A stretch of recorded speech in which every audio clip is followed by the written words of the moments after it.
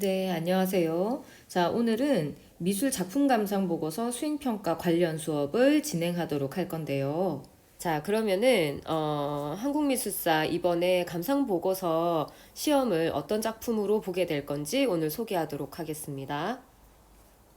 자, 우선 작품 소개에 앞서서 미술 감상 보고서 그 조선시대 회화의 특징에 대해서 간단하게 살펴볼 건데, 자, 이번 작품 세 개는 조선시대 후기 작품과 말기 작품으로 나누어져 있기 때문에 조선시대 초기와 중기는 제외하도록 하겠습니다. 자, 그리고 후기와 말기 중심으로 시대적 배경을 먼저 설명한 후에 작품에 대해서 설명 들어가도록 하겠습니다. 자, 그러면 조선시대 회화의 시대적 특징. 자, 조선 후기의 특징부터 한번 살펴보도록 하겠습니다. 첫 번째 특징 보시면은, 자, 실학의 발달로 현실 세계에 대한 관심이 높아졌다라고 나와 있죠. 자, 실학이라는 거는 우리가 일상생활에서 많이 활용하는 실용적인 학문, 이라고 알고 있는데, 자, 이런 실용적인 학문을 통해서 우리 이제 주변 생활에 대한 관심이 아주 높아집니다. 그렇게 되면서 원래는 우리 이제 조선시대 회화가 중국에 있는 화첩을 이제 수입을 해와서 그 화첩을 보고 따라 그리는 그런 그림들을 그렸다면, 이제 후기에 와서는 우리 주변에 있는 생활에 관심을 가지면서 우리나라 산도 중국 산에 못지않게 멋진 산들이 많구나라는 것을 느끼고 우리나라 산수를 직접 보고 그리기 시작합니다. 그 직접 보고 그리는 산수화가 바로 진경산수화라고 하는데, 자, 여기서 자, 진경이라는 거는 진짜 경치를 말합니다. 진짜 경치를 보고 그린 산수화가 진경산수화고, 자, 이 진경산수화를 개척한 겸재정선이라는 사람이 있는데, 좀 이따가 이제 작품 소개할 때 겸재정선이라는 사람에 대해서 또 말씀을 드리도록 하겠습니다. 자, 그리고 두 번째 특징은 한국적인 특징을 지닌 풍속화와 민화가 등장합니다. 자, 후기 시대 때는 이제 여러분이 한국사 공부를 했으면 아마 이제 대략적으로 알 건데, 그 후기에 임진왜란과 그 병자호란이 일어납니다. 그 이제 두 개의 전쟁을 거치면서 그 서민층들이 이제 굉장히 그 힘들어지게 되는데, 물론 이제 생활 면에서도 힘들어지지만 이 사람들이 사실 지배층들을 믿고, 지배층들이 이제 우리나라를 잘 지켜줄 것이다, 이제 서민층들을 지켜줄 것이다라고 믿고 그렇게 생활을 해왔었는데, 그 전쟁을 겪으면서 서민층을 돌봐주기보다는 이제 지배층들은 자기들끼리 당장 싸움을 자꾸 하니까 그 서민들이 좀 배신감을 느낍니다. 그래서 더 이상은 이제 믿을 사람이 없구나, 우리는 우리가 스스로 지켜야겠다라는 그런 주체성이 발달을 하기 시작하는 시기가 조선시대 후기입니다.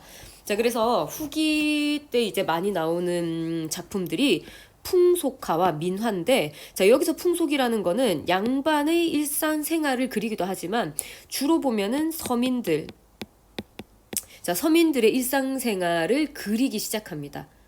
자, 그리고 그 민화라는 거는 민자가 백성 민자입니다. 자, 백성들이 그린 그림인데, 원래는 조선시대 이제 전기 이게 중기 때는 이렇게 도화원이나 뭐 이렇게 회화 그 그림을 그리는 사람들을 양성하는 전문 기관이 있었습니다. 그래서 화가들이 그림을 많이 그렸다면, 후기 시대 때는 이제 그 그림에 이제 소질이 있는 그런 서민층들 이 관심을 가지고 자기들이 직접 그림을 그립니다. 그리면서 그 선물을 하기도 하고 자기 집에 걸어 놓기도 합니다. 자, 그런 그림들이 민화라는 그림입니다. 자, 그리고 그 후기의 특징이 한 요 두 가지, 이제 진경산수화 발전, 풍속화와 민화 등장이라고 이해를 하시면 되겠고, 자, 그에 비해서 말기도 역시나 그 후기 처럼 이제 혼란이 계속 가중됩니다, 이 시기 때. 자, 그리고 세도 정치 때문에 어떤 특정 가문이 계속 횡포를 부립니다. 본인들이 이제 힘을 가지고 횡포를 부리고, 그리고 탐관오리들이 서민들을 너무 많이 착취를 하고 못 살게 굽니다. 그러면서 사회적인 혼란이 이제 가속화되는데, 그 이후로 이제 서양에서 문호를 개방하라고 또 계속 쳐들어오죠. 그래서 안팎으로 되게 그 혼란스러웠던 시기입니다, 말기가. 그래서 그 이제 혼란스러웠던 시기에 오면서 그 서민들의 특징이 나타났었던 풍속화나 그리고 이제 실학 중심이었던 진경산수화가 쇠퇴를 하기 시작합니다. 자, 그래서 이 분위기가 이제 사그러들고 어떤 분위기로 또 생겨나냐면은 사대부 중심 선비 문화가 예전에 우리가 유행을 했었는데 그 선비 문화로 다시 돌아가는 게 어떻겠냐라는 이제 분위기가 갑자기 되살아나기 시작합니다. 그렇게 되면서 남종 문인화가 발전하게 되는데, 자, 여기서 남종이라는 거는 중국의 남종화의 이름을 따서 지금 이름을 붙인 겁니다.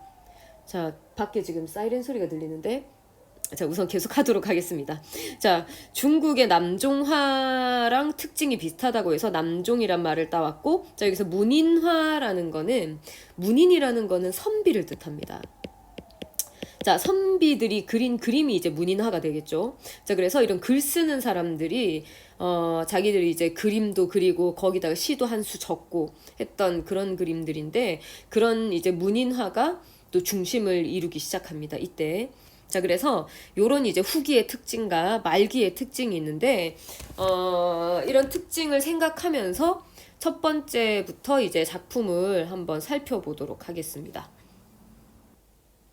자, 그러면은 첫 번째 작품을 소개하도록 하겠습니다.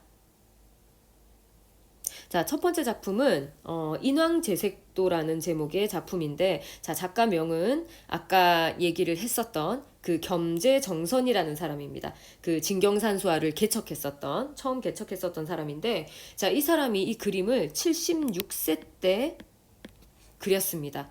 그 아주 나이가 이제 지긋이 들었을 때 그때 그린 그림인데, 자, 이 작품을 제작하게 된 배경이 있습니다. 자, 그 배경을 간단하게 얘기를 하자면, 자, 겸재정선이라는 사람은 이제 그림을 그리는 화가였고, 이 사람이 가장 좋아하고 친하게 지낸 친구가 한 명 있었습니다. 자, 글을 쓰는 사람인데 이병연이라는 사람이었습니다. 글 쓰는 사람. 자, 그래서 이 사람하고 아주 이제 잘 지내는 그런 사이였는데, 그 이 사람도 나이가 들어서 그 죽을 병에 걸리게 됩니다. 그래서 이제 오늘 내일 하는 그런 상황이 되었는데, 정선이 이제 너무 가슴이 아팠죠. 친구가 이제 죽게 생겼으니. 자, 그래서 그 그림을 그려서 이 친구가 이제 빨리 좀 쾌차했으면 하는 마음을 가지게 되는데, 자, 그 그림이 요 진경산수화입니다. 자, 진경산수화 이걸 보시면은 여기 이제 곳곳에 여기 하얗게 보이는 요 표시가 있을 겁니다. 자, 요 표시가 뭐냐면은 그 산에서 내려오는 물줄기입니다. 그래서 이제 그림에서 보이는 풍경이 비 온 다음 날이라고 그렇게 추측이 됩니다. 자, 그래서 비 온 다음 날 이렇게 이쪽은 안개입니다. 안개가 많이 끼어 있고 물줄기가 이렇게 내려오는 그런 상황인데, 이런 비 온 뒤의 풍경을 그린 이유는 이제 친구가 지금 비록 이제 많이 아프지만 이제 요렇게 비 온 뒤에 날씨가 갠 것처럼 너도 빨리 이제 그 병이 나아서 나랑 같이 재미있게 잘 지냈으면 좋겠다라는 의미로 이 그림을 이제 제작하게 됐는데, 자, 보시면은 밑에 요 집이 한 채 있죠. 자, 이 집이 이 친구의 집입니다. 이병연의 집이 인왕산 근처에 있었다라고 얘기를 합니다. 자, 인왕제색도에서 인왕이 금방 말씀드린 대로 이제 인왕산을 뜻하는데, 자, 보시면은 이게 까맣게 표현한 부분이 바위 부분입니다. 자, 돌 부분이고, 그 다음에 이 밑에 이제 요런 부분들이 이제 나무들이 있는 부분인데, 실제로 그 인왕산이 이제 서울에 그 서촌에 가면은 인왕산이 보입니다. 자, 실제로 이렇게 바위로 된 산으로 되어 있고, 자, 그림상으로 봤을 때는 이렇게 흰색 부분과 검정색 부분의 대비가 지금 조화를 이루고 있죠. 자, 그래서 뒤쪽으로 이제 가서 작품 설명을 간단하게 한번 보도록 하겠습니다. 자, 주제 및 표현 의도는 병세가 악화된 친구가 빨리 낫기를 기원하는 마음에서 인왕산과 친구의 집을 그린 그림입니다. 자, 그리고 재료에 따른 구분을 보시면은, 자, 수묵화라고 되어 있습니다. 자, 여러분 받은 프린트물에 수묵 담채화라고 되어 있는데 담채를 지우세요. 담채를 지우시고 수묵화라고 고칩니다. 이거는 수정을 하셔야 됩니다. 꼭. 자, 수묵화라는 거는 물 숫자에 먹묵자입니다. 자, 그래서 물과 먹을 섞었으니 색깔은 당연히 검정색이나 회색밖에 안 나오겠죠. 자, 그래서 채색이 안 들어가고 오로지 먹의 색깔로만 그린 게 수묵화입니다. 자, 그래서 표현 재료는 종이, 붓, 먹, 벼루가 되겠죠. 자, 우리가 먹하고 벼루를 아마 알 건데 그래도 설명해 드리겠습니다. 벼루는 요렇게 그 돌처럼 생긴 까만 색깔 요런 이제 무거운 그런 이제 돌처럼 생긴 이제 돌입니다. 돌처럼 생긴 게 아니고 돌인데, 자, 그 돌에다가 먹이라는 거를, 자, 이 조그만한 먹을, 까만색 먹을 요렇게 돼서 이제 갑니다. 뺑뺑 돌려서 갈면은 이제 먹물이 생성이 되죠. 그 먹물을 이제 붓에 묻혀서 종이에다 그리는 겁니다. 다 알죠, 그죠? 자, 그래서 종이, 붓, 먹, 벼루로 그리는 게 이제 수묵화다라고 알아두시면 됩니다. 자, 다음 넘어가도록 하겠습니다. 자, 전반적인 표현 특징은, 자, 바위산은 강한 녹목으로 표현하였다. 자, 진한 색. 자, 그리고 안개는 단목으로 표현하였다. 자, 여기서 녹목이라는 건, 녹은 미안합니다. 자, 다시. 농은 짙은 색. 아유, 미안합니다. 자, 다시. 자, 강한 녹목에서 농은 짙은, 자, 단목은 옅은 먹색깔이라고 생각하시면 됩니다. 짙을 농자, 옅을 담자. 자, 그래서 명확한 흑백 대비가 조화를 이루는 그림이다. 자, 이게 전반적인 표현 특징이고, 자, 이런 표현 특징이 나타나기 위해서 쓴 방법이 묵찰법이라고 합니다. 자, 묵찰법은 붓을 보통 우리가 보면 세워서 이렇게 그리죠. 이 물감을 묻혀서 세워서 그리게 되는데, 얘는 이제 뉘어서 그립니다. 눕혀서. 자, 이렇게 해서 눕혀서 이 옆면으로 그리는 게 묵찰법입니다. 이렇게 쓸어내리듯이 빗자루로 쓸듯이 그 표현하는 방법이 묵찰법. 자, 이거를 인왕제색도에 표현을 하였다라는 얘기입니다. 자, 그래서 첫 번째 작품의 설명은 이제 여기까지입니다. 이렇게 간단하게 한 작품씩 이렇게 설명을 하도록 하겠습니다. 자, 그러면은 두 번째 작품 한번 보겠습니다. 자, 그러면은 두 번째 작품을 이제 소개해 보도록 하겠습니다. 자, 두 번째 작품은 영화 관상에 그 송강호의 얼굴이 나와 있는 포스터와 아주 흡사한 작품입니다. 실제로 이 작품을 모티브로 해서 그 영화 관상의 포스터를 만들었다고 하죠. 자, 공제 윤두서라는 사람의 자화상입니다. 이 자화상의 자자는 스스로 자자입니다. 자, 그래서 자화상이라고 하면은 내가 내를 그린 겁니다. 이게 내가 나의 얼굴을 그리는 게 자화상이고, 그러면은 내가 남의 얼굴을 그리면은 뭐가 될까요? 자, 많이 들어봤을 겁니다. 내가 남의 얼굴을 그리면 초상화가 됩니다. 들어봤죠? 자, 우리가 그 일반적으로 그 내가 이제 남을 많이 그려주니까 초상화를 그렸다라고 표현을 하는데, 자, 이거는 이제 자화상입니다. 자, 요거는 자화상이고, 자, 윤두서라는 사람에 대해서 간단하게 설명을 좀 하도록 하겠습니다. 자, 윤두서는 그 뭐 대단한 명문가는 아니었지만 그래도 양반 집안에서 태어났었던 사람입니다. 자, 그래서 이 사람이 어느 정도 이제 그 양반으로서의 생활을 하고 있었는데, 조선시대 때 이제 그 이게 지금 제작된 시기가 후기입니다. 중기 후기 이렇게 걸쳐서 굉장히 당쟁 싸움이 심했습니다. 그래서 이 사람의 이제 가문도 당쟁 싸움의 이제 피해자였는데, 그 이 사람의 형님이라든지 그 먼 이제 친척들, 뭐 아는 사람, 지인들까지 이제 당쟁 싸움에 휘말려 가지고 역적으로 몰려서 이제 죽음을 당하게 됩니다. 자, 그렇게 되면서 윤두서라는 사람도 이제 관직을 포기하고 자기 고향으로 내려가게 되죠. 해남이라는 곳으로 이제 내려가면서 거기서 이제 글도 쓰고 그림도 그리고 그렇게 이제 생활을 했었던 사람인데, 그 이 자화상 같은 경우에는 이제 이 사람이 죽기 한 4, 5년 전에 이제 제작을 했었던 그런 그림입니다. 자, 근데 그림에 아주 독특한 점이 있습니다. 이 그림의 독특한 점이 뭘까요? 자세히 보면 얼굴만 표현이 돼 있고 몸통이 없죠. 그다음에 귀도 안 보입니다. 그죠? 자, 그래서 이게 도대체 왜 이렇게 얼굴만 그렸을까라고 이제 의문을 가졌을 겁니다. 이게 처음 발견했었던 사람들은. 자, 그래서 그 이후에 그 여러 이제 학자들이 이걸 연구를 한 결과 어떤 이제 그 최종 결과가 나왔냐면은 이 그림을 이제 처음에 그릴 때, 처음에 스케치를 할 때 목탄이라는 거를 사용해서 이제 스케치를 했답니다. 목탄이라는 거는 나무 목자인데 나무를 태워서 만든 숯입니다. 자, 그 숯으로 이렇게 그림을 그렸는데 그 숯이 잘 지워져서 수정하기는 엄청 쉽습니다. 그런 장점은 있는데 그렇게 잘 지워진다는 거는 곧 단점이 될 수도 있겠죠. 자, 그래서 그 너무 잘 지워져서 나중에 이제 얼굴 다 묘사한 다음에 이 몸통을 묘사를 해야 되는데 이 몸통 묘사를 이제 못하고 있었답니다. 미완성인 채로 놔뒀다가 이 목탄의 선까지 다 지워지면서 귀 쪽도 그렇고 다 지워지면서 날아가면서 이제 얼굴만 남았다라고 그렇게 이제 결과가 나왔습니다. 최종 결과가. 자, 그래서 지금은 이제 얼굴만 남아있지만 이 작품은 국보로 지정이 된 아주 중요한 문화재입니다. 자, 보통 보면은 인물화가 국보로 지정되는 경우가 아주 드뭅니다. 조선시대 회화에서. 자, 근데 이 작품이 이제 국보로 지정된 이유는 자, 다음 장면에서 한번 보겠습니다.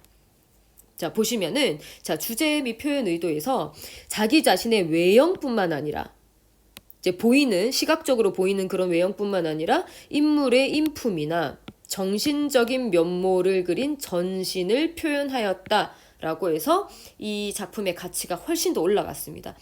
자, 그래서 자세히 보시면은 이 사람의 작품이 얼굴이 완전 정면입니다. 보면 보통은 인물화에서 정면을 많이 피합니다. 왜냐면은 정면을 그리게 되면 입체감을 나타내기가 상당히 힘듭니다. 이 명암을 웬만큼 잘 넣지 않고서는 이게 나타내기가 힘든데 이 사람은 이제 어려운 구도인데도 정면을 선택하고 아주 세밀하게 표현을 했습니다. 자, 그리고 자세히 보시면은 눈이 아주 우리를 뚫어질 듯이 이제 쳐다보고 있죠. 자, 그래서 이런 이제 눈빛이나 이런 외형에서 이 사람의 정신까지 느껴진다라고 평가를 받고 있는 겁니다. 자, 여기서 전신이라는 거는 나타낼 전자, 귀신 신자라고 해서 그 귀신을 나타내는 게 아니고 정신을 나타내는 겁니다. 영혼까지 나타낸다. 라고 평가를 받고 있습니다. 자, 그리고 재료에 따른 구분을 보시면은 자, 수묵담채화입니다. 이게 아까 인왕제색도는 수묵화로 고치셨죠? 자, 수묵화라고 했고 이 지금 공제윤두서의 자화상은 수묵담채화인데 담채라는 거는 아까 담묵이라고 있었죠. 담묵에서 담자가 옅을 담자라 했죠. 담채도 옅은 채색입니다. 자, 그래서 수묵화로 그리되 옅은 채색이 들어간다. 자, 수묵화로 그리는 거는 한 80%, 80%라 칩시다. 자, 그 다음에 옅은 채색으로 들어가는 게 한 20%, 살짝만 들어간다는 소리죠. 자, 그래서 그 옅은 채색이 들어가기 때문에 아까 나왔던 재료는 기본적으로 들어가되 한국화 물감이 포함이 된다라고 아시면 됩니다. 그래서 한국화 물감을 추가로 기재를 해놓습니다. 자, 거기 한국화 물감 없죠. 자, 그래서 한국화 물감까지 해서 재료가 5개입니다. 자, 만약에 이 작품이 뽑기로 나온다면은 그 재료에 원래는 이제 4개까지 적을 수 있는데 이거는 이제 5개니까 5개 중에서 4개만 적으면은 이제 맞다고 인정을 해줄 겁니다. 나중에 이제 시험 칠 때 또 알려드리겠습니다. 자, 그래서 재료에 따른 구분까지 우리가 살펴봤고 다음 한번 보겠습니다. 자, 표현 특징 한번 살펴보면은 자, 얼굴을 정면으로 배치하고 먹의 농담이라는 게 짙고 옅음이죠. 그죠? 자, 이 짙고 옅음으로 입체감을 표현하였고 그 다음에 아주 세밀한 선묘, 자, 선으로 묘사하는 겁니다. 자, 그 다음에 섬세한 채색 표현이 아주 돋보인다 라고 평가를 받고 있습니다. 자, 그래서 아주 이걸 세밀하고 섬세하게 표현하는 방법이 뭐냐? 공필법이라고 합니다. 자, 공필법은 특징을 정확하게 파악해서 섬세하고 사실적으로 묘사하는 방법입니다. 자, 지금으로 치면 아주 극사실주의와 흡사하다고 보시면 됩니다. 이제 진짜보다 더 진짜같이 세밀하게 표현하는 방법입니다. 자, 그래서 두 번째 작품의 특징은 여기까지입니다. 자, 그러면은 세 번째 작품 마지막으로 한번 살펴보도록 하겠습니다. 자, 세 번째 작품에 대해서 이제 살펴보겠습니다. 자, 세 번째 작품은 세한도라는 작품인데, 자, 이 작품은 추사 김정희라는 사람이 제작을 했습니다. 조선시대 말기입니다. 자, 우리가 제작 시기에 대해서 앞서 그 제작 배경에 대해서 설명을 했었는데, 첫 번째, 두 번째 작품은 조선시대 후기 작품입니다. 후기 작품의 시대적 배경에 대해서 같이 이제 알아두시면 되고, 자, 이 말기 작품은 세한도 하나입니다. 자, 그래서 이 말기에 제작됐었던 세안도의 제작 배경에 대해서 한번 설명을 해드리도록 하겠습니다. 자, 세안도는 역시나 그 얘기거리가 있습니다. 자, 이 김정희라는 사람이 우리가 아마 들어봤을 겁니다. 좀 워낙 유명한 사람이라서. 자, 이 김정희라는 사람은 아주 명문가 집안에서 태어났었던 양반이었습니다. 자, 이 사람이 얼마나 그 명문가 집안이었냐면 왕실과 사돈을 맺을 정도로 아주 명문가 집안이어서 이 사람이 중년, 장년까지는 아주 승승장구했습니다. 아주 높은 벼슬까지 올라갔었던 그런 사람이었는데, 자, 이 사람이 어느 날 그 아는 지인이 옥살이를 하게 됩니다. 옥살이를 하게 되면서 그 옥살이를 하던 지인이 이제 상소문을 올리게 됩니다. 자신이 이제 억울하다고. 상소문을 올리는데, 왕에게 올리는데, 그 왕에게 올린 상소문을 이 추사 김정희가 초안을 봐주게 됩니다. 그 추사 김정희라는 사람이 글을 잘 썼거든요. 자, 그래서 그 지인의 초안을 봐줬는데 그 사실이 나중에 왕에게 발각이 됩니다. 그러면서 이 김정희라는 사람은 제주도로 유배를 보내지게 되는데 9년 동안 유배를 하게 됩니다. 그 초안 한번 봐줬다는 이유로. 자, 그래서 이 사람이 이제 말년에 아주 힘들게 살게 되는데, 이 힘든 삶을 살면서 그 제작했었던 그림 중 하나가 이제 이 세안도입니다. 자, 근데, 그렇게 힘든 시기에 아무도 아는 체 안 합니다. 왜냐면은 역적으로 몰렸기 때문에 그 누구도 아는 체 안 하겠죠. 혹시나 아는 체 했다가 자기도 오해를 받을 수 있으니까. 자, 근데 유일하게 이 사람에게 뭔가를 보내주는 사람이 있었습니다. 그게 누구냐면은 이상적이라는 제자입니다. 아주 아끼던 애제자입니다. 애제자. 자, 그래서 이 이상적이라는 사람은 중국에서 통역사를 하던 사람입니다. 통역을 하던 사람인데, 이 사람이 중국을 많이 이제 왔다 갔다 했겠죠. 왔다 갔다 하면서 통역을 하면서 이제 아주 귀한 책들을 이제 구하게 되면은 이제 우리나라로 가지고 오게 됩니다. 그래서 가지고 오면서 다른 사람한테 사실은 아부를 하면서 뭔가 이제 벼슬길에 올라도 되는 것을 이 사람에게, 추사 김정희에게 이 귀한 중국 책들을 보내게 됩니다. 사실은 이게 뭐 진짜 그 이익을 따지게 되면, 그냥 이익만 따지게 되면 추사 김정희는 사실 더 이상 잘해줄 필요가 없죠. 근데 이상적이라는 사람은 이제 그렇게 생각하지 않습니다. 아, 내가 이익을 따지기 전에 이제 사람을 먼저 따지게 됩니다. 그래서 자기 스승에게 그런 귀한 책들을 보내게 되고, 자, 김정희는 아주 감동을 받습니다. 야, 진짜 네가 이렇게 나를 생각해 주다니 너무 고맙다라고 생각을 하면서 이 작품을 그려서 선물로 줍니다. 이상적에게. 자, 그래서 세안도라는 이제 제목까지 붙이게 되는데, 세안도라는 거는 겨울 풍경입니다. 겨울 풍경.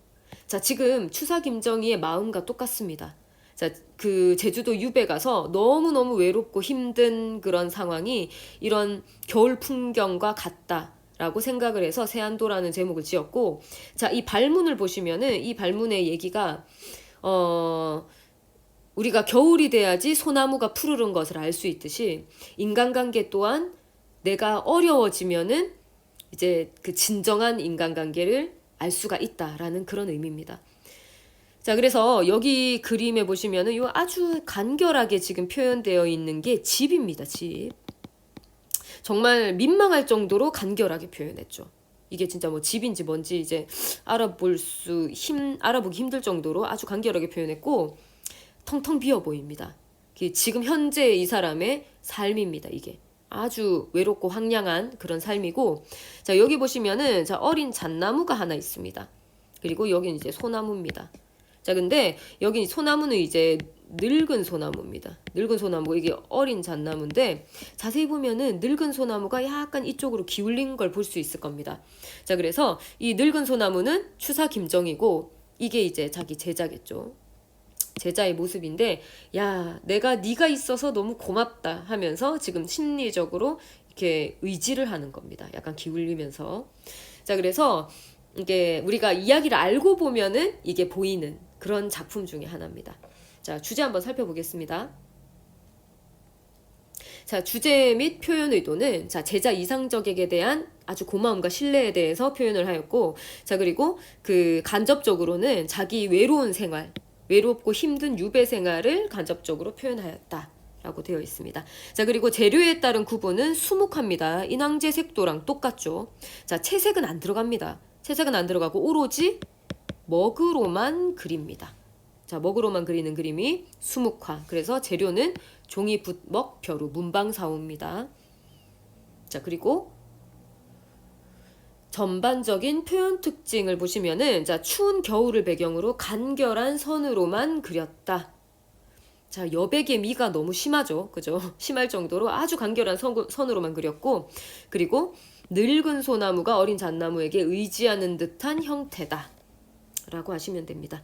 자, 그래서 이러한 간결하고 거친 표현이 뭐냐면은 이제 갈필법이라고 하는데, 자, 이 갈필법은 물을 아주 적게 씁니다. 적게 해서 갈라진 붓으로 거친 효과를 표현하는 방법인데, 자, 이 갈필법은 심하게 표현을 하면은 붓을 중간에 이렇게 칼로 확 자릅니다. 잘라서 이걸 이제 바위에 문질러서 더 거칠게 만들어서 그 거친 느낌을 더 이제 극단적으로 사용을 하기도 하는 그런 방법을 갈필법이라고 합니다.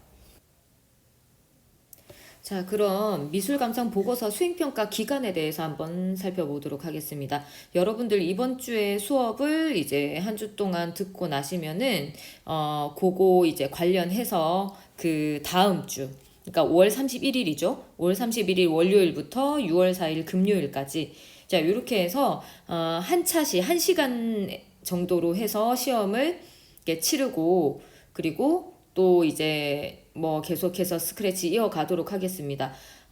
수행평가 감상보고서는 이제 작품을 선정할 때 어떻게 선정을 하냐면, 그 오늘 배운 3개 작품 중에 한 작품을 즉석에서 시험 치기 이제 직전에 즉석에서 추첨을 해서 작품을 이제 선정한 다음에 그 작품에 대해서 이제 시험을 칠 거니까, 여러분들은 이제 수업 시간에 배운 3가지 작품을 모두 이제 공부를 해서 오셔야 됩니다. 자, 모두 공부를 해서 그 중에 이제 뭐가 걸릴지 모르니까 공부를 이제 하셔가지고 이제 그 다음 주에 와서 시험을 치시면 될 것 같습니다. 자, 그러면은 오늘 감상보고서 수업은 여기까지 하도록 하겠습니다. 자, 보고서 수행평가 준비 잘하도록 하세요.